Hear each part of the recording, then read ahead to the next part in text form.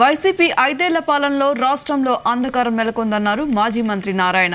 అందుకే జగన్ ప్రజలందరూ సాగనంపాలని అన్నారు. నెల్లూరు నగరంలో నారాయణ ఇంటింటికి ప్రచారం నిర్వహించారు. తెలుగుదేశం పార్టీ అధికారంలోకి రాగానే నెల్లూరులో స్కిల్ డెవలప్మెంట్ ఏర్పాటు చేస్తామన్నారు. ఉద్యోగాలని ఏంటో ఈ 5 సంవత్సరాల్లో ఉన్న ఉద్యోగాలు వినే అందరికీ, ఎందుకంటే ఉన్న రియల్ ఎస్టేట్ అంతా హైదరాబాద్ వెళ్ళిపోయింది, కర్ణాటక వెళ్ళిపోయింది, తమిళనాడు వెళ్ళిపోయింది. కాబట్టి యువతను దృష్టిలో పెట్టుకుంటే, ఖచ్చితంగా యువత భవిష్యత్తు దృష్టి పెట్టుకుంటే ఈ నాయకుడిని పంపించేక తప్పదు, పంపించేస్తారు కూడా. పంపించడానికి ప్రజలందరూ డిసైడ్ చేసుకున్నారు. ఎక్కడ పోయినా తెలుగుదేశంకి బ్రహ్మరథం పడుతున్నారు. 175 కాన్స్టిట్యున్సీల పరిస్థితి.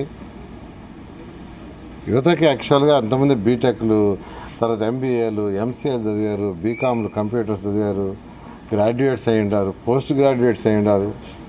కొంతమంది ఇంటర్మీడియట్ ఆగిపోయారు ఆర్థిక పరిస్థితి వల్ల, కొందరు 10th క్లాస్ ఆగిపోయారు. వాళ్ళు చదువుకున్న దాన్ని బట్టి, వాళ్ళ ఇంట్రెస్ట్ని బట్టి వాళ్ళ స్కిల్ డెవలప్ చేయాలి. స్కిల్ డెవలప్ చేసినప్పుడే వాళ్ళ యొక్క ఆదాయం పెరుగుతుంది. ఒక ఎలక్ట్రీషియన్ ఉన్నాడు, ఎలక్ట్రీషియన్ ఒకప్పుడు నార్మల్గా చేసేవాళ్ళు, ఈరోజు మంచి ఎక్విప్మెంట్ వచ్చిన్నాయి.